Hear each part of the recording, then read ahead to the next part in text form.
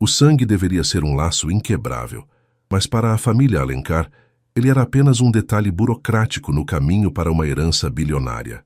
Enquanto os portões da imponente mansão em Gramado se abriam para a leitura do testamento de Dante Alencar, o ar gélido do Rio Grande do Sul parecia prever o desprezo que estava por vir. Entre sorrisos gananciosos e taças de cristal, um neto foi deixado para trás com nada além de um pedaço de papel amassado. O que eles não sabiam é que o verdadeiro império de Dante não estava depositado em contas bancárias, mas escondido atrás de um código que apenas o herdeiro de sua resiliência seria capaz de decifrar. Antes de começarmos essa história incrível, não se esqueça de curtir o vídeo, se inscrever no canal e contar pra gente nos comentários de onde você está ouvindo essa história. O nevoeiro em Gramado não era apenas uma condição climática. Naquela manhã, ele parecia uma barreira física que separava o mundo exterior da frieza que emanava da mansão da família Alencar. O ar cortante da Serra Gaúcha entrava pelas frestas das janelas de carvalho, trazendo consigo aquele cheiro úmido de terra molhada e pinheiros, um aroma que sempre me lembrava da infância, mas que agora parecia carregar o peso de um luto que ninguém ali realmente sentia. Eu estava sentado em uma das poltronas de couro desgastado da biblioteca, o lugar favorito do meu avô Dante. O som dos saltos altos da minha irmã, Heloísa, estalando contra o piso de madeira nobre, era como marteladas em minha cabeça. Ela e meu primo, Gustavo, não conseguiam esconder a euforia, mesmo sob os ternos e vestidos pretos de corte impecável que custavam mais do que eu ganhava em um ano como mestre marceneiro. Dante Alencar tinha sido um homem de poucas palavras e mãos calejadas, alguém que construiu um império de vinícolas e móveis de luxo do zero.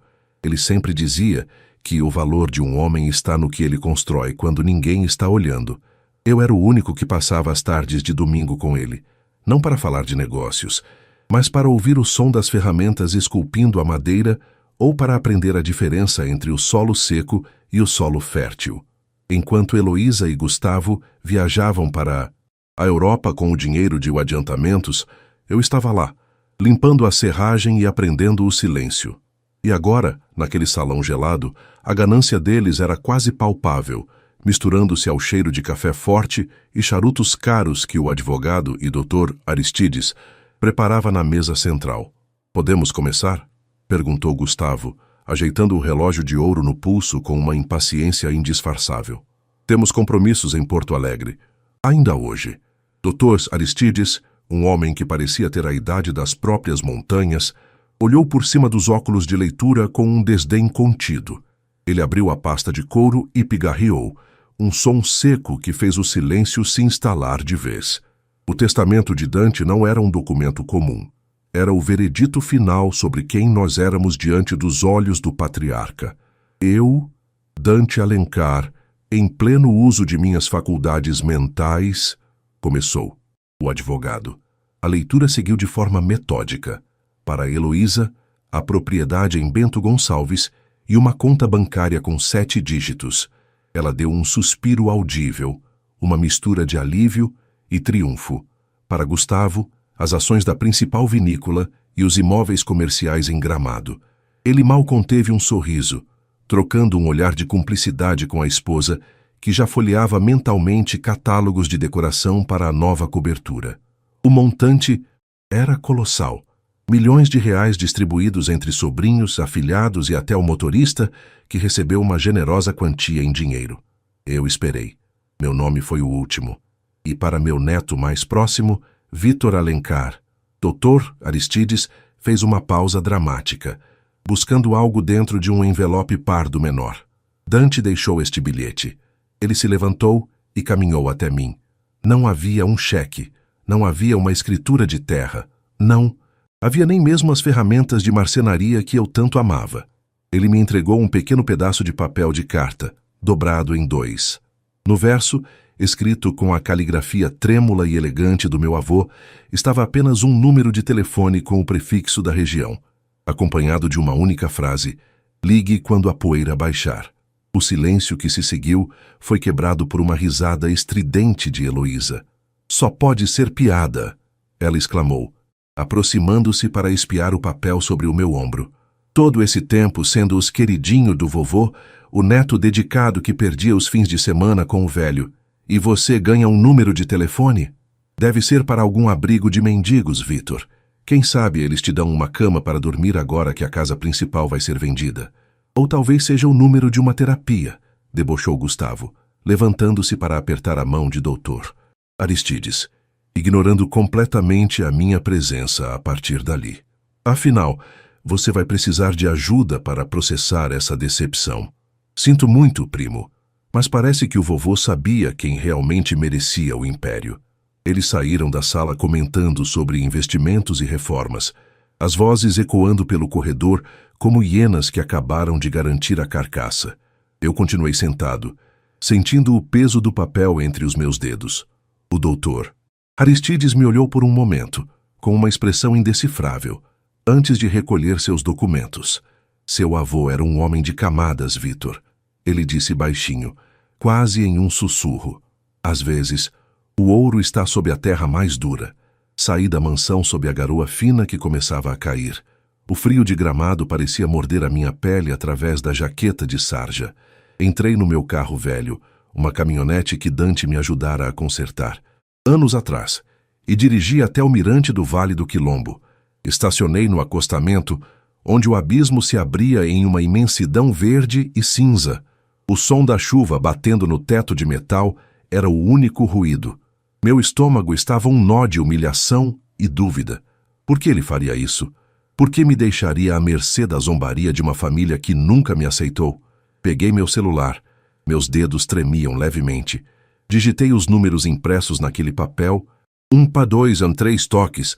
Eu estava prestes a desligar, achando que tudo aquilo era um erro grotesco ou uma última lição cruel, quando a linha ficou muda por um segundo e uma conexão foi estabelecida. Do outro lado, não havia uma gravação, mas o som de uma respiração pesada e constante. Alô? Minha voz saiu mais fraca do que eu pretendia. Eu estive aguardando pela sua ligação, herdeiro, disse uma voz masculina, profunda e grave, com um sotaque carregado do interior. Demorou mais do que Dante previu. Ele me disse que, se você ligasse, significava que os outros já tinham mostrado as garras. Meu coração disparou contra as costelas. Herdeiro? Do que ele estava falando? Quem é você? E o que meu avô queria com esse número? Perguntei, sentindo uma onda de adrenalina substituir o frio. Meu nome não importa por enquanto. O que importa é que o que Heloísa e Gustavo receberam foi apenas o que estava na superfície. O que você recebeu é a chave para o que está enterrado. Se você quer o que é seu de direito e quer ver aqueles que te humilharam caírem de joelhos sob o próprio orgulho, esteja no galpão da antiga serraria à meia-noite. Traga o papel e não conte a ninguém, especialmente não aqueles que agora brindam com o champanhe que você ajudou a engarrafar. A ligação caiu. Fiquei ali, olhando para a tela escurecida do celular, enquanto a névoa engolia a estrada à minha frente. A vingança, eu percebi naquele momento, não era algo que se pedia. Era algo que se construía, peça por peça, como Dante me ensinara na marcenaria. A família Alencar achava que eu era apenas um número desprezado em uma lista de milhões. Eles não faziam ideia de que aquele número era, na verdade, o começo do fim deles. A meia-noite em Gramado. Não é apenas uma marca no relógio. É quando o silêncio da serra se torna absoluto, interrompido apenas pelo uivo do vento minuano que corta as frestas das casas de madeira. Eu estava no meu pequeno sótão, um espaço que servia de quarto e oficina improvisada, onde o cheiro de verniz e serragem era o meu único consolo. Olhei para o relógio de pulso, um modelo antigo de corda que pertencera ao meu pai, e vi os ponteiros se aproximarem do momento da verdade. O papel com o número de telefone estava sobre a bancada, iluminado por uma luminária fraca que oscilava conforme a rede elétrica da vizinhança sofria com a neblina densa. Peguei as chaves da caminhonete e saí. O frio lá fora era de rachar os lábios. Uma geada fina já começava a cobrir o capô do carro com uma película de cristal branco. Enquanto eu dirigia em direção à antiga serraria, localizada nos arredores da cidade, na estrada do Caracol, a voz de Heloísa ainda ecoava na minha mente. Ela já havia postado fotos em suas redes sociais brindando com Gustavo, celebrando a nova era de ouro da família Alencar. Eles estavam em um restaurante de luxo, consumindo vinhos que custavam o equivalente ao meu aluguel mensal, rindo da minha herança telefônica. A humilhação queimava no meu peito de uma forma que o frio exterior não conseguia apagar. A antiga serraria era um esqueleto de madeira e zinco, abandonado há mais de uma década. Dante a fechara alegando que o mercado de móveis rústicos precisava descansar, mas ele nunca a vendera. Quando estacionei, o som do motor morrendo deu lugar ao estalar da estrutura metálica, contraindo com o frio. As sombras ali pareciam vivas. Desci do veículo, sentindo a grama seca e congelada quebrar sob as minhas botas de couro. Você pontual como o seu. Avô! Disse uma voz vindo da escuridão do galpão principal. Uma lanterna foi acesa, revelando um homem de estatura baixa, ombros largos e mãos que pareciam raízes de árvore de tão calejadas. Ele vestia uma japona pesada, típica dos colonos da região, e um chapéu de feltro que escondia metade do rosto. Era Almiro, o antigo mestre de obras de Dante, um homem que todos pensavam ter se aposentado e voltado para as terras do interior de Caxias do Sul. Almiro, o que está acontecendo? Perguntei, sentindo o vapor da minha respiração se dissipar no ar gelado. Por que o vovô me deixou esse número? Por que todo esse mistério enquanto os outros estão lá fora torrando o que restou do patrimônio dele? Almiro deu um passo à frente, a luz da lanterna agora iluminando um fundo falso em uma das paredes de madeira da serraria. Com um esforço que demonstrava uma força incomum para sua idade, ele puxou uma alavanca oculta por trás de uma pilha de tábuas de cedro. Um rangido pesado de engrenagens bem lubrificadas ecoou, e uma parte do piso se deslocou, revelando uma escadaria de concreto que descia para o que parecia ser um porão industrial climatizado. Venha, Vitor. O que você viu no escritório do doutor? Aristides foi apenas o teatro que Dante montou para separar o joio do trigo, explicou Almiro, enquanto descíamos. Seu avô sabia que a ganância de Heloísa e Gustavo não tinha limites. Ele sabia que, se desse o poder real a eles, em 5 anos, a tradição dos Alencar estaria reduzida a pó e dívidas em cassinos e iates.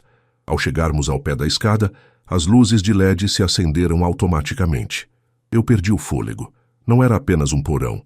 Era um cofre tecnológico e artesanal. De um lado, máquinas de marcenaria de última geração, importadas da Alemanha, que eu só tinha visto em revistas especializadas. Do outro, paredes cobertas por arquivos de aço e uma mesa central com vários monitores. Dante Alencar não era apenas um dono de vinícola e moveleiro, Almiro disse, entregando-me um tablet que estava sobre a mesa. Ele era um estrategista. O que Heloísa e Gustavo receberam foram contas bancárias recheadas, sim, mas vinculadas a uma holding que está sob investigação por uma engenharia fiscal que seu avô mesmo denunciou antes de morrer. Em 6 meses, o fisco vai bater na porta deles. As propriedades que eles herdaram estão hipotecadas como garantia de empréstimos que Dante fez para financiar este lugar aqui. Você está me dizendo que eles herdaram uma bomba-relógio? Perguntei, meus olhos arregalados, enquanto eu lia os documentos digitais no tablet. Exatamente. Eles herdaram o brilho, mas você herdou a mina. Almiro sorriu, revelando dentes que já tinham visto décadas de trabalho duro. Esse número de telefone que você ligou é o acesso direto para o Fundo Cedro. É um fundo de investimento privado, legalmente blindado, que contém não apenas o dinheiro real da família, mas as patentes de novas tecnologias de tratamento de madeira e os contratos de exclusividade com os maiores exportadores de vinho da Ásia. Senti um calafrio que não vinha do clima. A complexidade do plano de Dante era assustadora. Ele havia me testado. Se eu tivesse me revoltado, se tivesse tentado brigar pela herança de milhões no tribunal, ou se tivesse vendido o segredo do número para meus primos por qualquer trocado, eu nunca teria chegado aqui. Mas por que eu, Almiro? Eu sou só um marceneiro. Eu nem terminei a faculdade de administração. Eu disse, sentindo o peso da responsabilidade esmagar meus ombros. Porque você é o único que sabe o valor de uma peça de madeira antes dela ser lixada. Dante dizia que administrar uma empresa é como esculpir. Se você tirar demais, não tem volta. Se você for preguiçoso, a peça apodrece. Ele viu você cuidando dele no hospital enquanto os outros discutiam a cor do mármore do túmulo.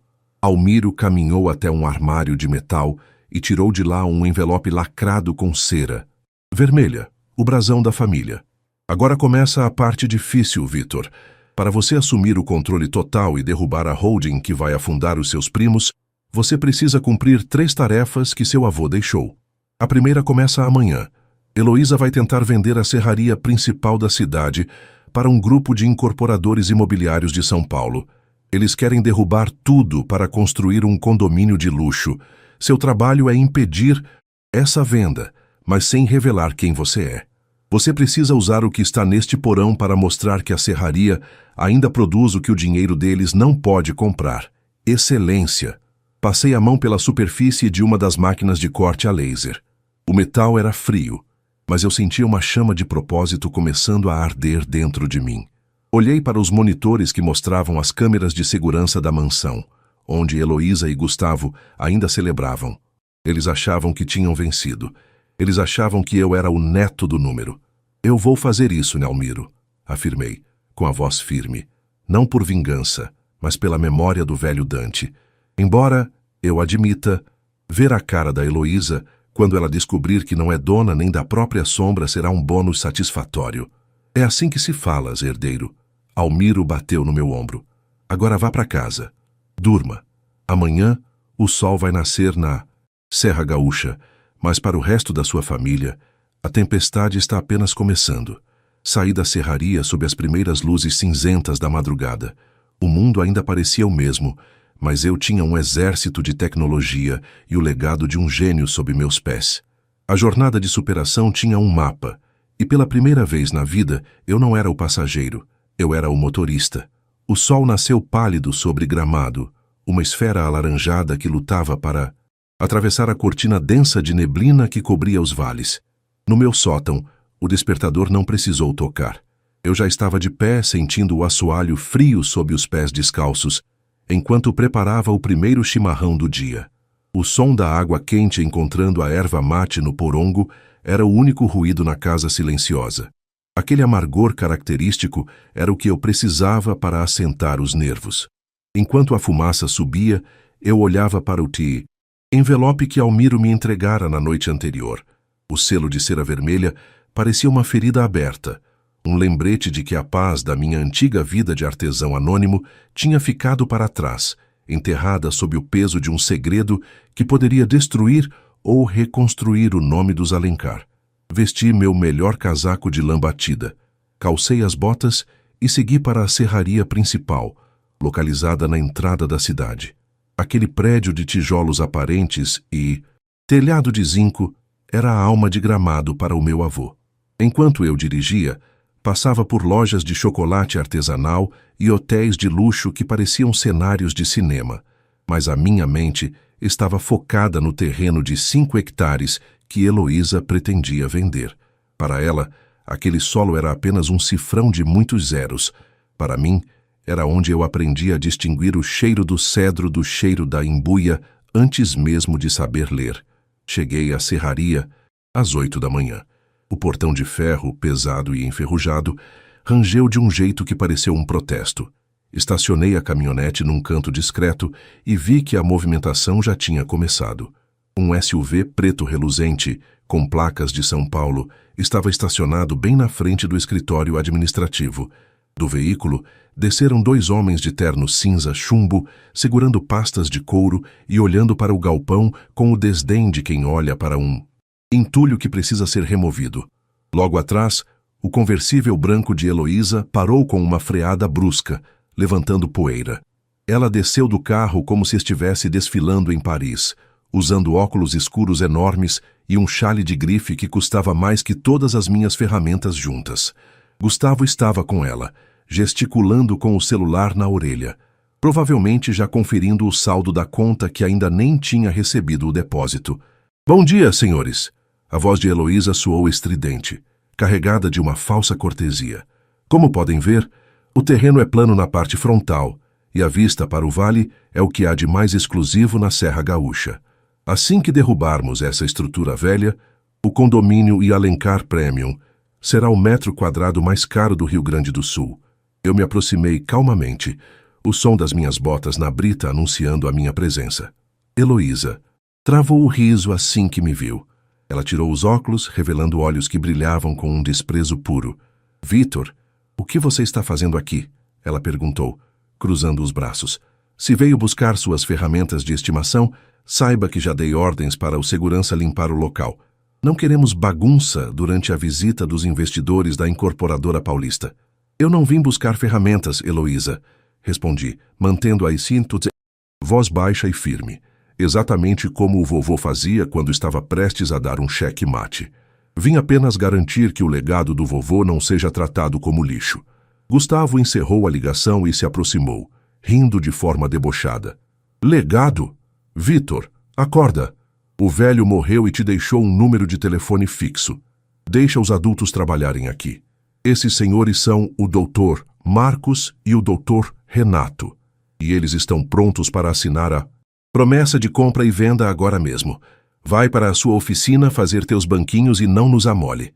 Um dos investidores, o Dr. Marcos, pigarreou, ajustando a gravata. Com licença, dona Heloísa, mas o rapaz aqui é funcionário, temos pressa com a medição técnica. Ele não é ninguém, Heloísa disse, virando as costas para mim. Vamos entrar no escritório. O café já deve estar pronto. Eu não me movi. Apenas tirei o envelope do bolso interno do casaco e retirei um documento com o timbre do registro de imóveis e um selo holográfico que brilhava sob a luz fraca do sol. Dr. Marcos, Dr. Renato, antes de assinarem qualquer documento, sugiro que leiam a cláusula de destinação industrial e o termo de comodato assinado pelo Sr. Dante Alencar há 30 dias, eu disse, estendendo o papel. O ambiente congelou. Até o vento parecia ter parado de soprar. Heloísa girou nos calcanhares e a face ficando vermelha de fúria. Do que você está falando, seu idiota? Eu tenho a escritura. O vovô me deixou a propriedade. Ele te deixou o terreno e as paredes, Heloísa. Expliquei, enquanto o Dr. Marcos pegava o documento, visivelmente confuso. Mas ele doou o direito de operação industrial e a propriedade intelectual das máquinas históricas para uma fundação privada, o Fundo Cedro. E, segundo, este documento, enquanto a fundação desejar manter a serraria ativa como museu vivo ou centro de excelência, o terreno não pode ser loteado, vendido ou ter sua estrutura alterada por um período de 30 anos.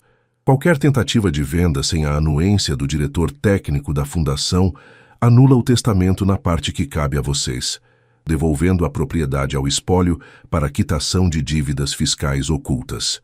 O Dr. Marcos leu o documento, rapidamente, trocando um olhar alarmado com o colega. Heloísa, se isso for autêntico, esse terreno é juridicamente inútil para nós, o investidor disse, a voz agora carregada de irritação. Não podemos construir um condomínio se não podemos derrubar o galpão ou mudar a atividade comercial. Você nos garantiu que o título estava limpo. E está, esse moleque está mentindo, Heloísa gritou, tentando arrancar o papel da mão do advogado, que se esquivou. Vitor, quem você pensa que é? Quem é esse tal diretor desse fundo que ninguém nunca ouviu falar? Respirei fundo, sentindo uma satisfação fria percorrer minha espinha. A humilhação que eu sentira no dia anterior, as risadas deles na biblioteca, tudo parecia estar sendo pago agora, centavo por centavo. O diretor sou eu, Heloísa. O vovô me nomeou administrador vitalício do Fundo Cedro. O número de telefone que ele me deixou era o código de ativação da minha autoridade legal sobre este lugar. Gustavo avançou em minha direção, o rosto transtornado, mas eu não recuei. Ele parou a poucos centímetros, os punhos cerrados. Você está tentando nos roubar, seu miserável. Nós vamos te processar até você não ter onde cair morto. Podem tentar, respondi calmamente. Mas enquanto vocês gastam os milhões que acham que têm com advogados, eu estarei aqui, fazendo o que o vovô queria. Esta serraria vai produzir o mobiliário mais caro do país sob a minha direção. E quanto ao condomínio de vocês, acho que os senhores investidores já tiveram a resposta que precisavam. Os homens de São Paulo não esperaram mais nada. Eles caminharam em silêncio até o SUV, entraram e saíram em alta velocidade, deixando apenas uma nuvem de fumaça e o silêncio constrangedor entre nós três. Heloísa parecia que ia desmaiar de ódio. Ela olhava para o galpão, depois para mim, e as lágrimas de frustração começaram a borrar sua maquiagem cara. Isso não acabou, Vitor, ela sibilou, a voz trêmula. Você vai pagar por isso. Eu vou destruir essa sua fundação tijolo por tijolo. A diferença, Heloísa, eu disse, enquanto caminhava em direção ao portão para fechá-lo, é que eu sei construir. Vocês só sabem demolir. E o tempo da demolição acabou. Fechei o portão pesado, deixando-os do lado de fora, no frio da calçada. Voltei para dentro do galpão, onde o cheiro de madeira antiga me acolheu como um abraço. Eu tinha vencido a primeira batalha, mas Almiro tinha razão. A tempestade estava apenas começando, e os Alencar feridos eram mais perigosos do que eu podia imaginar. 2 meses se passaram desde que o portão da velha serraria se fechou diante dos rostos incrédulos de Heloísa e Gustavo. Na Serra Gaúcha, a primavera começava a dar as caras, tingindo as encostas de um verde vibrante e fazendo as hortênsias explodirem em tons de azul e lilás pelas estradas de gramado. Mas, dentro da mansão Alencar, o clima ainda era de um inverno rigoroso e terminal. Eu estava sentado na varanda da minha pequena casa, segurando uma cuia de mate recém-preparada. O calor da água passava para as minhas mãos, mas meus olhos estavam fixos no horizonte, onde as torres da igreja matriz se destacavam contra o céu limpo. O silêncio da manhã foi interrompido pelo toque insistente do celular. Era Almiro. Está na hora, Vitor. A voz dele soou grave e decidida. A Receita Federal acabou de confirmar o bloqueio de todas as contas vinculadas à holding principal. A bomba que Dante plantou finalmente explodiu. Desliguei o aparelho e senti um calafrio percorrer minha espinha. Não era medo, era o peso da conclusão. Dirigi até a mansão pela última vez como um parente pobre. Ao chegar, o cenário era de caos absoluto.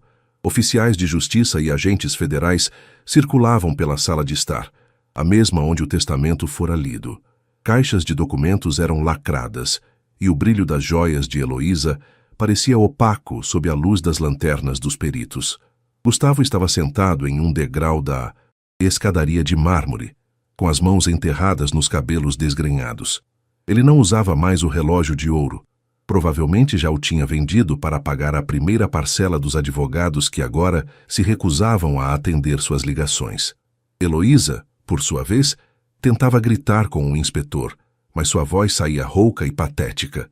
Quando ela me viu entrar, seus olhos se injetaram de sangue. Você! Ela berrou, apontando um dedo trêmulo em minha direção. Você armou isso? Você e aquele velho maluco? Como ele pôde deixar dívidas fiscais de 30 anos para nós, enquanto você fica aí, brincando de marceneiro com o dinheiro escondido? Caminhei lentamente até o centro da sala, ignorando o escândalo dela.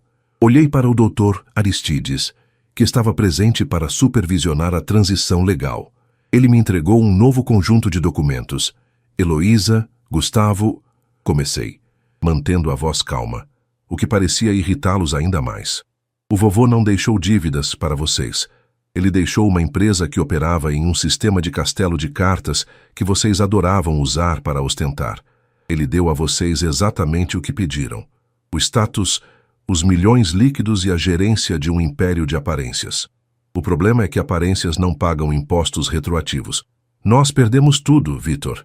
Gustavo levantou-se, cambaleando. A vinícola, os apartamentos em Porto Alegre, até os carros. Estamos na rua por causa de uma tecnicalidade que você escondeu. Eu não escondi nada, respondi, entregando a ele uma cópia do relatório técnico que eu e Almiro havíamos preparado na oficina secreta. Eu apenas usei o tempo que vocês passaram em festas para garantir que o setor produtivo da família, a verdadeira alma do que o vovô construiu, fosse blindado legalmente pelo Fundo Cedro. Enquanto vocês tentavam vender o solo sob nossos pés, eu estava registrando as patentes de um novo método de cura de madeira que utiliza os resíduos das uvas das nossas vinícolas. Um processo sustentável, inovador e, acima de tudo, extremamente lucrativo. Abri a pasta de couro e tirei de lá uma escritura. O Fundo Cedro acaba de arrematar esta mansão e todas as propriedades produtivas no leilão judicial de liquidação de ativos da holding, anunciei. Tecnicamente, eu sou o novo proprietário de tudo o que vocês consideravam ser, de direito, por sangue. O silêncio que se seguiu foi cortante. Heloísa desabou em uma poltrona, as lágrimas agora limpando o resto de arrogância que ainda restava em seu rosto. O cheiro de café velho e poeira daquela casa, que outrora exalava poder, agora cheirava apenas a derrota. Eu olhei para o retrato de Dante Alencar pendurado na parede. Ele parecia sorrir levemente, um detalhe que eu nunca tinha notado antes. E o que vai ser de nós? Perguntou Heloísa, a voz agora um sussurro quebrado. Você vai nos ver dormir na praça? É essa a sua vingança? Respirei fundo. A vingança eu aprendi. Não é sobre ver o outro sofrer, mas sobre retomar o controle do próprio destino que tentaram tirar de você. Senti o cheiro familiar de serragem que impregnava minhas roupas. Um cheiro que agora representava a maior fortuna da região. O vovô deixou uma última instrução no Fundo Cedro, eu disse, olhando diretamente nos olhos de cada um. Existe uma verba de subsistência para membros da família que se mostrarem dispostos ao trabalho manual e aprendizado técnico. No meu galpão, na antiga serraria, faltam 2 ajudantes para carregar toras e lixar as peças brutas antes do verniz. Salário é o mínimo comercial, sem bônus, sem privilégios. Vocês podem começar amanhã às 6 da manhã, ou podem sair por aquela porta com o que tem no corpo e tentar a sorte no mundo que vocês achavam que dominavam. Gustavo olhou para as próprias mãos, macias e nunca usadas para o trabalho. Heloísa olhou para o chão de madeira que ela tanto quisera arrancar para colocar porcelanato. Eles não tinham escolha. O orgulho deles tinha sido a moeda de troca para a sobrevivência. Saí da mansão e caminhei em direção à minha caminhonete. Almiro me esperava perto do jardim, que agora eu planejava revitalizar. O sol da tarde batia no metal do carro, criando reflexos que pareciam ouro. Eu não era mais o neto do número. Eu era Vitor Alencar, o homem que transformou um papel amassado em um futuro sólido como o carvalho. Liguei o motor.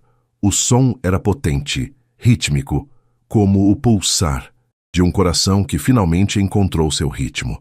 Enquanto eu descia a ladeira em direção à serraria, vi pelo retrovisor os caminhões de mudança levando os luxos inúteis da holding, enquanto eu levava comigo a única coisa que Dante realmente queria me deixar: a dignidade de quem sabe construir o próprio caminho. A névoa de Gramado tinha se dissipado completamente, revelando um vale vasto, cheio de possibilidades e, pela primeira vez em muito tempo, totalmente meu. Eu tinha vencido não apenas a ganância deles, mas a minha própria dúvida. O legado estava em boas mãos, calejadas, mas limpas.